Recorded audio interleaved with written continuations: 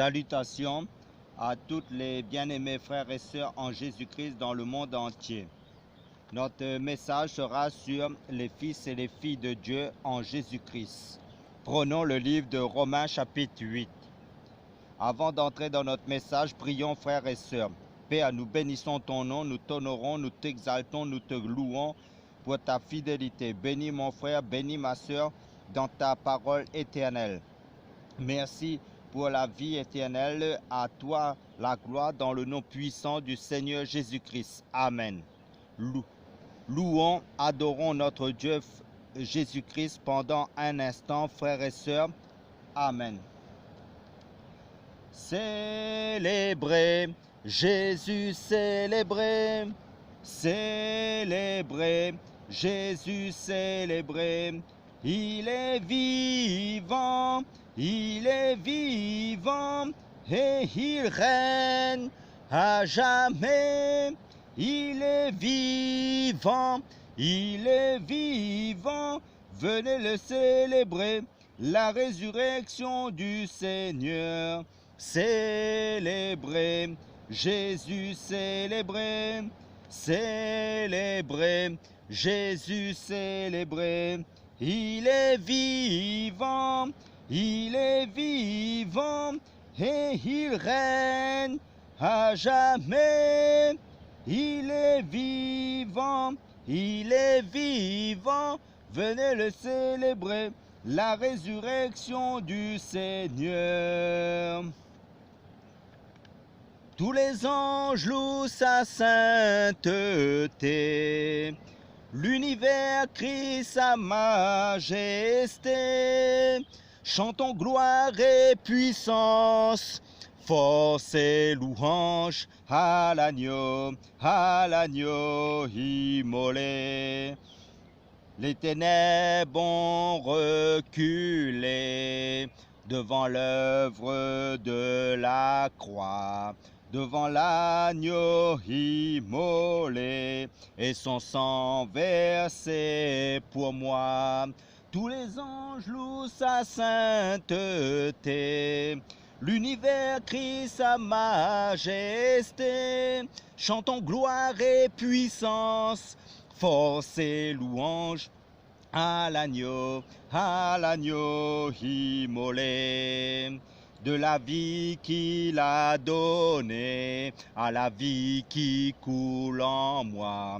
Tant d'amour et à jamais, ma reconnaissance au roi. Tous les anges louent sa sainteté, l'univers crie sa majesté.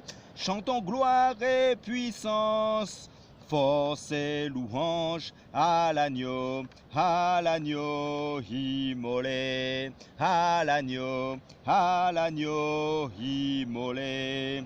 Vivant, vivant, puissant, puissant, vivant, Dieu vivant, puissant, Dieu puissant. Tous les anges louent sa sainteté, l'univers crie sa majesté.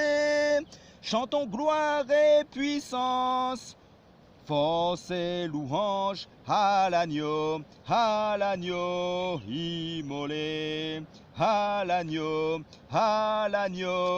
immolé. Dieu va faire encore, Dieu va faire encore. Alléluia, il guérit les malades, il ressuscite les morts. Il est puissant pour sauver, il ne change pas. Dieu va faire des miracles, Dieu va faire encore. Alléluia, il guérit les malades, il ressuscite les morts. Il est puissant pour sauver, il ne change pas. Dieu va faire des miracles, Dieu va faire encore. Digne, oh digne es-tu Seigneur, digne d'être adoré, remercié, loué et adoré. Digne, oh digne es-tu Seigneur, digne d'être remercié, loué et adoré. Chantons Alléluia, l'agneau sur le trône. Nous t'adorons, nous t'exaltons, nous célébrons ta gloire. Chantons Alléluia, louange au grand roi. Tu es plus que vainqueur, Seigneur de l'univers. Seigneur, tu es plus précieux que l'argent. Seigneur, tu es plus précieux que l'or. Seigneur, tu es plus beau que le diamant. Et rien ne peut se comparer à toi. Chantons Alléluia, l'agneau sur le trône. Nous t'adorons, nous t'exaltons, nous célébrons ta gloire. Chantons Alléluia, louange au grand roi. Tu es plus que vainqueur, Seigneur de l'univers.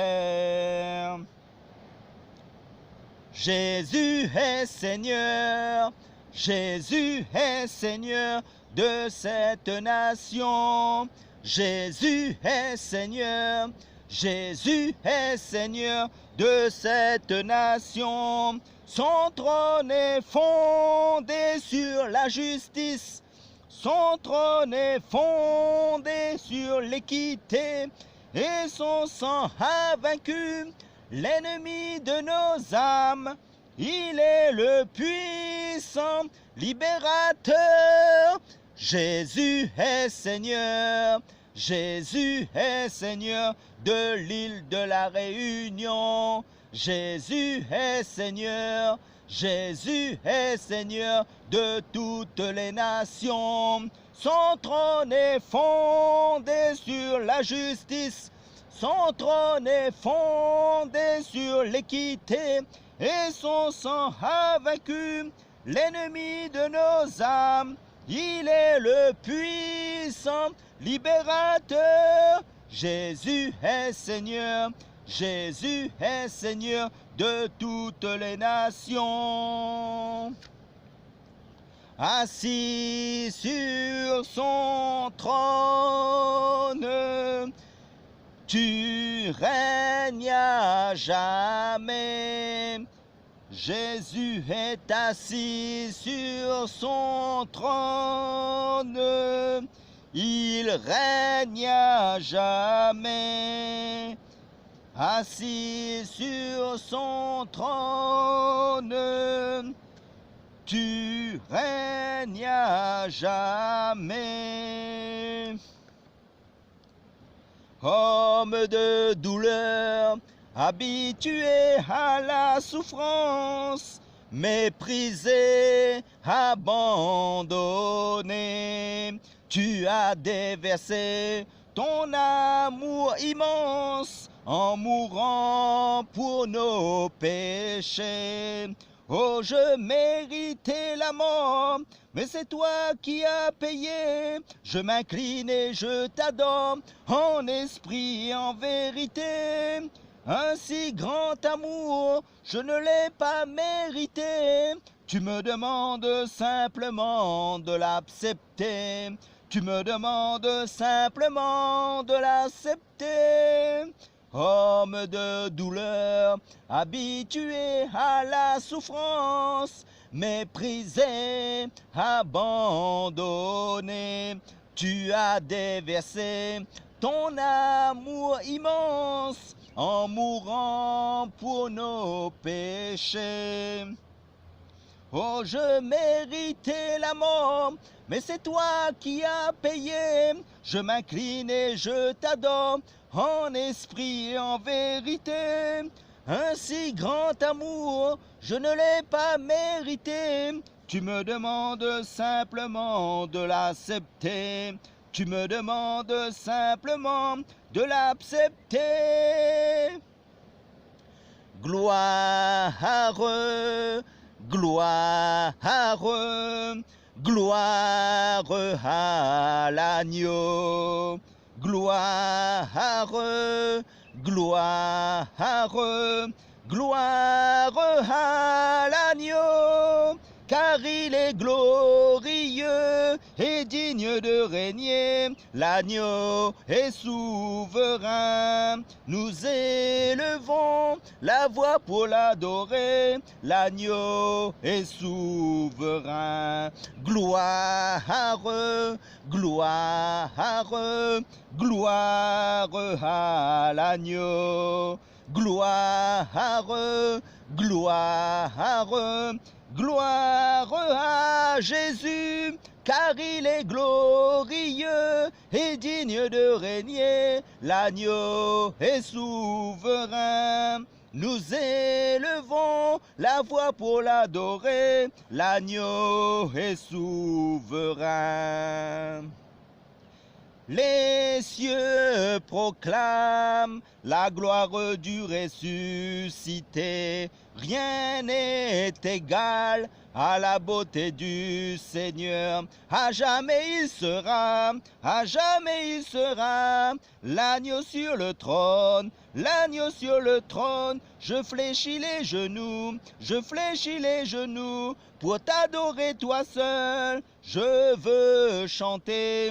Je veux chanter la gloire du ressuscité. L'agneau immolé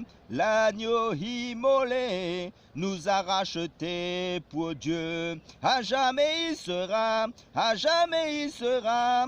L'agneau sur le trône, l'agneau sur le trône. Je fléchis les genoux, je fléchis les genoux pour t'adorer toi seul. Les cieux proclament la gloire du ressuscité. Rien n'est égal à la beauté du Seigneur. À jamais il sera, à jamais il sera. L'agneau sur le trône, l'agneau sur le trône. Je fléchis les genoux, je fléchis les genoux pour t'adorer toi seul. Amen, frères et sœurs. Comme je l'ai dit, notre message sera sur les fils et les filles de Dieu en Jésus-Christ. Et comme je l'ai mentionné, prenons le livre de Romains chapitre 8, verset 19. Romains chapitre 8, à partir du verset 19, vous avez trouvé, frères et sœurs, nous faisons la lecture qui nous dit au verset 19, « En effet, la création attend avec un ardent désir que les fils de Dieu soient révélés, car la création a été soumise à la vanité non de son gré, mais à cause de celui qui l'y a soumise, avec l'espérance qu'elle aussi sera affranchie de la servitude, de la corruption, pour avoir part à la liberté de la gloire des enfants de Dieu. » Amen. Il nous est dit au verset 19, « En effet, la création attend avec un ardent désir que les fils de Dieu soient révélés. » Ici, il n'est pas question des animaux ou des arbres, il est question d'abord de l'être humain. Ceux qui se sont convertis réellement en Jésus-Christ, uniquement qui sont nés en Jésus-Christ, qui ont donné leur vie uniquement à Jésus-Christ. Amen. Car tous les êtres humains sont créatures de Dieu dès leur naissance maternelle sur cette terre. Mais tous les êtres humains ne sont pas enfants de Dieu. On le devient en Jésus-Christ, c'est-à-dire fils et filles de Dieu. C'est seulement ceux qui se sont convertis réellement à Jésus-Christ et qui sont baptisés d'eau et de l'Esprit Saint ou encore de l'Esprit de Jésus. Amen. Car le baptême d'eau, c'est les hommes, c'est-à-dire les disciples en Jésus-Christ, ceux qui se sont convertis à Christ, qui l'administrent, qui le fait.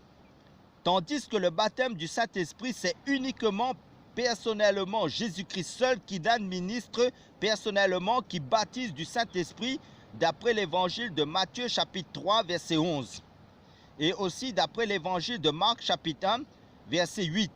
Amen, alléluia. Et la Bible nous dit au verset 20 du livre aux Romains chapitre 8 que la création a été soumise à la vanité, non de son gré, mais à cause de celui qui l'y a soumise. Donc les hommes ont été soumis à la vanité, à l'esclavage, à la souffrance, au péché, au désarroi, à cause de celui qui l'a soumise. Il s'agit bien sûr de notre ancêtre Adam, qui a péché dans le jardin d'Éden. Nous étions tous en Adam quand il a péché. À cause de ce péché-là, le péché originel. Bien sûr, la Bible nous dit dans le livre Romains chapitre 5, si par l'offense d'un seul, c'est-à-dire d'Adam, la mort a régné, donc la mort a été introduite dans le monde. La mort s'est étendue sur tous les hommes dans le monde. La souffrance, la maladie, toutes sortes de problèmes que nous rencontrons aujourd'hui, que nous voyons aujourd'hui sous nos yeux. Et la mort s'est étendue sur tous les hommes, parce que tous ont péché, pourtant nous n'étions même pas encore nés, mais nous étions quand même en Adam. Voyons cela. Prenons le livre des Actes des Apôtres, chapitre 17, verset 26. Les Actes des Apôtres, chapitre 17, verset 26, nous fait voir et entendre clairement. Il, c'est-à-dire Dieu, a fait que tous les hommes sortis d'un seul sang, c'est-à-dire le sang d'Adam, qui a péché, qui a désobéi à la parole de Dieu dans le jardin d'Éden, habitent sur toute l'étendue de la terre, ayant déterminé la durée des temps et les bornes de leurs habitations. Amen. Cela veut dire même si nous n'étions pas encore nés, nous avons péché en Adam. Tous les hommes sont sortis du même sang d'Adam. La malédiction liée au péché d'Adam s'est étendue sur tous les hommes, quelle que soit notre origine, quel que soit le lieu où l'on habite dans le monde, que ce soit en Europe, dans les îles, en Amérique, en Asie, sur le continent africain ou ailleurs du coin du monde, personne n'est épargné à cela, n'est exclu à cela. Le sang qui coule dans les veines de tous les êtres humains, c'est le sang d'Adam et d'Ève contaminés par le péché, à cause de leur désobéissance à la parole de Dieu dans le jardin d'Éden. Et les Écritures saintes nous disent que le monde entier est plongé dans la vanité et nous sommes en train de contempler ces choses jour après jour. C'est pour cela que les disciples disaient dans l'évangile de Marc chapitre 10 qu'il peut être sauvé. Et Jésus leur dira, cela est impossible aux hommes, mais non à Dieu. Car tout est possible à Dieu. Alléluia. Allons dans le livre du prophète Jérémie chapitre 29 verset 11. Qui nous déclare de la part de Dieu, car je sais que les pensées que j'ai pour vous, dit Yahweh, sont des pensées de paix et non pas d'adversité, pour nous donner une fin telle que vous espérez. Amen. Quand Dieu dit une parole, quand Dieu libère une parole, cette parole ne revient pas à lui sans son accomplissement, comme c'est dit dans le livre d'Ésaïe chapitre 55. C'était le désir de Dieu que l'humanité, l'homme, soit sauvé. La Bible nous dit dans l'évangile de Jean chapitre 3 verset 16, en tant que lecteur, je pense que vous connaissez tout ce passage, car Dieu a tant aimé le monde qu'il a donné son Fils unique afin que quiconque croit en lui ne périsse pas, mais qu'il ait la vie éternelle. Amen. Et cet amour s'est manifesté par l'envoi de Jésus-Christ. Jésus est venu nous apporter un message d'espoir, d'espérance, de salut, de guérison, de paix, de vie éternelle. Amen. Alléluia. Gloire à Jésus-Christ. Jésus est venu proclamer le règne de Dieu, le royaume de Dieu. Pendant sa marche sur terre, pendant son service public, Jésus nous a présenté le royaume de Dieu. Et sa parole ne consistait pas seulement par des prédications. Dieu accompagnait sa parole par des signes pour attester aux hommes qu'il nous a bien visités. Amen. Le Seigneur est venu premièrement pour aller à la croix, pour souffrir pour nous. Son sang pur saint a coulé pour nous laver, nous purifier, pour nous donner la vie, pour nous rendre saints. Alléluia. Car les exigences de Dieu par rapport à sa justice étaient telles que pour satisfaire cette justice divine, il n'y avait personne pour satisfaire cette justice divine à cause du problème du péché. Dieu décide de lui-même par amour pour l'homme, Dieu d'état d'esprit, décide de se faire homme en la personne de Jésus-Christ et en tant qu'homme est venu donner sa vie sainte à la croix pour de mourir, de se sacrifier, de verser son sang pur à la croix pour sauver l'homme perdu, pour que nous étions pour sauver de la damnation éternelle.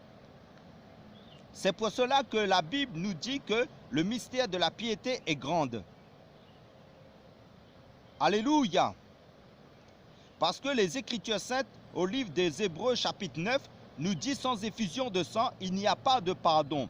Tout cela, c'est uniquement un rappel que vous, pour nous fortifier dans la foi en Jésus-Christ en tant que lecteur de la Bible. Pour nous attacher plus fortement au Seigneur Jésus-Christ dans ces temps difficiles de la fin, dans notre intimité avec Jésus-Christ seulement. Et ce message est plus que d'actualité avant le retour de Jésus-Christ, notre Maître, notre Roi éternel. Car l'apôtre Paul, notre frère dans la foi, dans le livre aux Philippiens chapitre 3, sous l'inspiration du Saint-Esprit, disait « Je ne me lasse point de vous écrire les mêmes choses, et pour vous cela est salutaire, vital, essentiel pour vous, jusqu'au retour du Seigneur Jésus-Christ. » Car le fondement de la vie chrétienne en Jésus-Christ, c'est à savoir que Christ est mort pour nos péchés selon les Écritures et qu'il a été enseveli et qu'il est ressuscité le troisième jour selon les Écritures d'après la lettre de l'apôtre Paul aux Corinthiens chapitre 15 versets 3 à 4. Amen. Allons dans l'évangile de Jean chapitre 17 verset 20. Vous avez trouvé, frères et sœurs, l'évangile de Jean chapitre 17 verset 20 nous dit de la part de Jésus-Christ, « Oh, je ne prie. Oh, je ne prie pas seulement pour eux, mais aussi pour ceux qui croiront en moi par leur parole. » Là, Jésus prie pour son Église. Donc, dans le plan de Dieu, Dieu voulait susciter une race dont parle la première épître de Pierre, chapitre 2, verset 9, qui stipule clairement « Mais vous, vous êtes la race élue. Vous êtes la prêtrise royale, la nation sainte, le peuple acquis, afin que vous annonciez les vertus de celui qui vous a appelé des ténèbres à sa merveilleuse lumière. » Donc, le Seigneur voulait susciter une nation qui soit ses fils et ses filles à travers Jésus-Christ. Une race élue, un sacerdoce royal pour annoncer ses vertus, son royaume éternel, et ce miracle allait devenir possible. Pendant son service public, Jésus a proclamé non seulement le règne de Dieu, le royaume de Dieu, mais Jésus a aussi préparé des hommes tels que Pierre, Jacques, Jean et les autres disciples. Jésus leur a communiqué la vision de Dieu, la vision céleste, et Jésus leur a promis de leur envoyer le Saint-Esprit. Et le livre de Romains chapitre 8, il nous est dit, si quelqu'un n'a pas l'Esprit de Christ, il ne lui appartient pas. Et au verset 16 de Romains chapitre 8, il nous est dit, l'Esprit Saint lui-même rend témoignage à notre esprit, c'est-à-dire à notre homme intérieur, que nous sommes enfants de Dieu. Et cet homme intérieur se renouvelle par le Saint-Esprit en Jésus-Christ de jour en jour, comme c'est dit, mentionné dans la deuxième épître aux Corinthiens chapitre 4. Et ça, c'est la grâce de Dieu dans les fils et les filles de Dieu en Jésus-Christ, que Dieu a élu avant la fondation du monde, selon sa préscience, son dessein en Jésus-Christ. Donc Dieu a racheté en homme par son sang pur, ses fils et ses filles dans les diverses nations du monde. Amen. Prenons Galates chapitre 3 verset 26. Nous déclare parce que vous êtes tous fils de Dieu par la foi en Jésus-Christ. Amen. Alléluia. Gloire à Jésus-Christ. Pour cela. Et cette identité de fils et de fille de Dieu est caractérisée par le sceau de Dieu, la marque même du royaume de Dieu. Car Jésus disait dans l'évangile de Matthieu chapitre 12, « Si c'est par l'Esprit de Dieu que je chasse les démons, le royaume de Dieu est venu jusqu'à vous. » Les fils et les filles de Dieu véhiculent le royaume en eux. Et la Bible nous dit dans le livre aux Romains chapitre 8, « Car tous ceux qui sont conduits par l'Esprit de Dieu sont fils et filles de Dieu. » Cela nous donne la confirmation que le Seigneur disait aux apôtres dans l'évangile de Jean chapitre 16, « Quand le consolateur, c'est-à-dire l'Esprit de Dieu, sera venu, l'Esprit de vérité, il vous conduira dans toute la vérité. » Le rôle du Saint-Esprit et son but aussi est de nous faire rappeler les choses de Dieu, de nous travailler pour nous faire asseoir dans le fondement de la vérité, de la parole de Dieu en premier lieu. En gros, comme Marie qui était au pied de Jésus-Christ et écoutait sa parole dans l'évangile de Luc chapitre 10. La vie chrétienne, c'est d'abord s'asseoir en Dieu, en sa parole éternelle, la Bible. Et Dieu nous donne ses ingrédients, sa parole, son Saint-Esprit pour se prendre en main, pour agir en conséquence de cause, pour faire sa volonté, pour se lever. C'est le rôle des fils et des filles de Dieu, car Dieu les a équipés pour se servir de toutes les âmes de Dieu que Dieu leur a données dans leurs identités spirituelles. Pourquoi? Parce que le Seigneur compte sur ses fils et ses filles pour pouvoir délivrer d'autres personnes, pour communiquer le message d'espoir de l'Évangile à d'autres personnes. Et comme on donne ce que l'on a, c'est pour cela la Bible dit que la création attend avec un ardent désir la révélation des fils de Dieu. Ce n'est pas que ces hommes et ces femmes ont quelque chose d'eux-mêmes, non, mais c'est Dieu lui-même qui a déposé quelque chose en particulier dans la vie de ses fils et de ses filles là. D'abord la semence de Dieu, la foi en Jésus-Christ, la présence de Jésus-Christ, l'amour pour Jésus-Christ qui consiste à chercher la vérité, la parole de Dieu, à demeurer dans la parole de Dieu, à persévérer dans la parole de Dieu, à aimer la vérité de la parole de Dieu, en gros à aimer Jésus-Christ de plus en plus. Amen. Alléluia. Allons dans le livre du prophète Jérémie, chapitre 17, versets 5 à 7. Le rouleau du prophète Jérémie, chapitre 17, versets 5 à 7, nous déclare ainsi par Yahweh. Maudit soit l'homme qui se confie dans l'homme et qui fait de la chair sa force, et dont le cœur se retire de Yahweh. Car il sera comme la bruyère dans le désert et il ne verra pas venir le bonheur, mais il habitera dans des lieux brûlés du désert, dans une terre salée et inhabitable. Béni soit l'homme qui se confie en Yahweh et dont Yahweh est l'espérance. Amen. Lorsque la Bible dit « Maudit soit l'homme qui se confie dans l'homme », c'est-à-dire dans le système des hommes, dans le système religieux, dans l'organisation humaine, sans Jésus-Christ au centre. Ces hommes sont maudits, ce n'est pas moi qui le dis, mais c'est Dieu qui le dit, à travers de sa parole de vérité, les saintes écritures. Pourquoi? Parce que ces personnes ne verront pas la gloire de Dieu, le règne de Dieu. Rappelez-vous aussi, dans l'évangile de Luc chapitre 18, il y avait ce jeune homme riche qui disait au Seigneur, « J'aime Dieu. Depuis mon plus jeune âge, j'ai toujours gardé les commandements de Dieu. » Jésus étant Dieu a vu qu'il disait vrai. Mais Jésus lui dit, il te manque quelque chose. Parce que ce jeune homme était riche, Jésus lui dit, toutes tes richesses, prends tout ça et va les vendre et distribue tout aux pauvres. Jésus a pointé le doigt où ce jeune homme ne s'attendait pas. L'être humain en général est dérangé lorsque Dieu pointe le doigt dans ce qui a de plus cher pour lui. Le Seigneur ne s'arrête pas à l'apparence, mais le Seigneur vise les cœurs. Ce jeune homme qui aimait Dieu, ce jeune homme qui semblait déterminé, comme Jésus a pointé le doigt où ça fait mal, ce jeune homme s'est détourné de Jésus, a fui Dieu.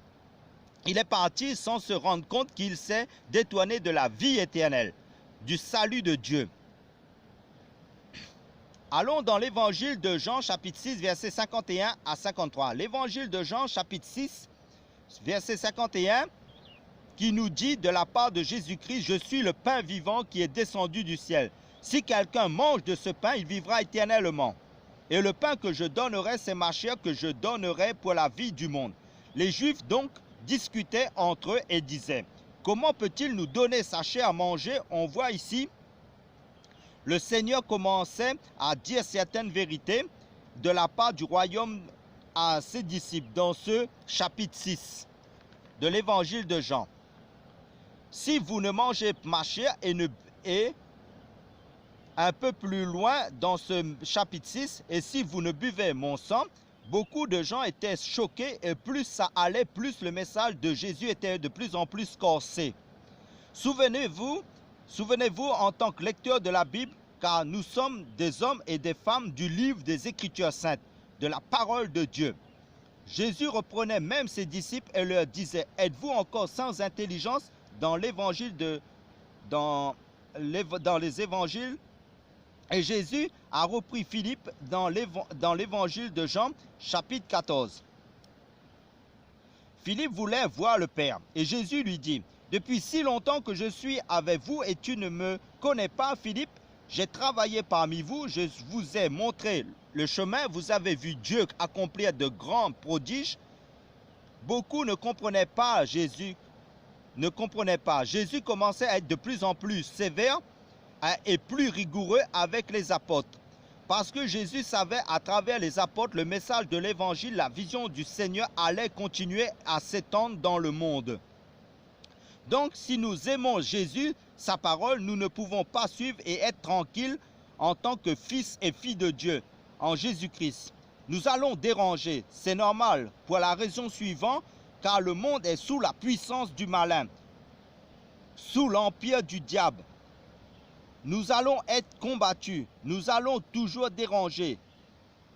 Comme Jésus était en confrontation avec le royaume des ténèbres pour défendre la vérité de Dieu, le royaume de Dieu, durant sa marche sur cette terre, remplie de ténèbres, car toutes les fils et les filles de Dieu sont dans la même configuration que Jésus. Ils sont ouvriers avec le Seigneur, ils sont en guerre spirituelle pour la défense de la vérité, pour le royaume de Dieu, de Jésus-Christ, et ces personnes sont persécutées, combattues pour cette raison, pour leur foi en la vérité de Jésus-Christ.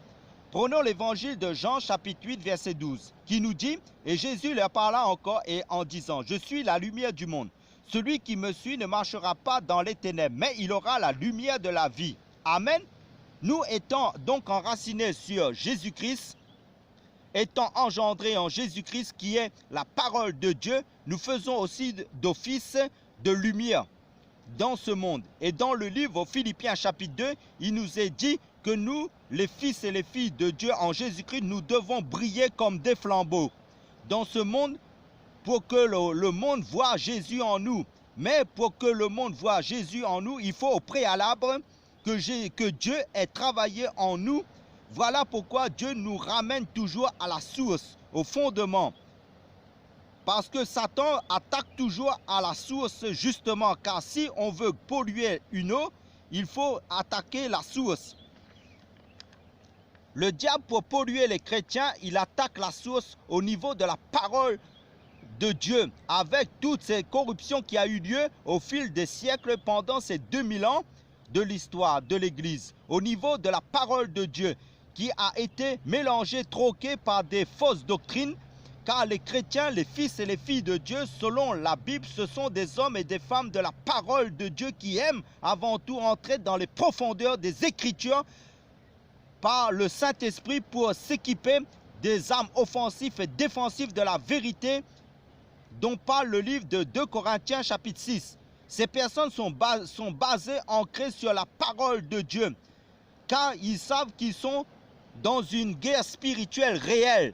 Les fils et les filles de Dieu sont équipés pour arracher les âmes des griffes de Satan et de ses démons, les âmes qui sont en direction de l'enfer, avec la parole de Dieu véritable. Jésus nous a appelés pour délivrer les captifs, pour proclamer le retour de Jésus-Christ, pour proclamer le royaume de Dieu, pour aller en confrontation contre le royaume des ténèbres. Pour finir, prenons la deuxième épître de Timothée chapitre 2 verset 4 qui nous déclare « Il n'est pas de soldat qui s'embarrasse des affaires de cette vie, s'il veut plaire à celui qui l'a enrôlé pour la guerre. » Amen. Dans cette version de Bible, il est bien précisé pour la guerre. Comme vous le savez, dans chaque nation, dans chaque pays, pas tous les citoyens s'engagent dans l'armée. Certaines personnes s'engagent dans l'armée, mais d'autres personnes ne s'engagent pas. Mais nous, en tant que chrétiens convertis en Jésus-Christ, fils et filles de Dieu, nous sommes tous engagés dans l'armée de Yahweh pour combattre dans cette guerre spirituelle, pour éclairer les âmes à la lumière de l'évangile pur, pour le salut des âmes. Cela nous concerne tous, quel que soit l'endroit dans le monde où tu te trouves sur cette terre. Si tu as reçu l'évangile pur, si tu es fils et fille de Dieu, lève-toi pour ton Dieu. Annonce le royaume aux âmes qui vont tout droit vers l'enfer. Fais l'œuvre de Dieu pour le salut des âmes, pour la vie éternelle, pour annoncer le retour de Jésus-Christ. Amen. Pour conclure notre message, prions frères et sœurs. Seigneur, nous te remercions pour ta victoire acquise à la croix pour chacun de nous. Nous te bénissons, Seigneur Jésus-Christ. Aide-nous à accomplir ta volonté, à persévérer dans tes voies, à être des gagneurs d'âmes pour ton royaume éternel. Au nom puissant du Seigneur Jésus-Christ, pour la gloire de Dieu Père, dans le nom puissant de notre Dieu Jésus-Christ. Amen.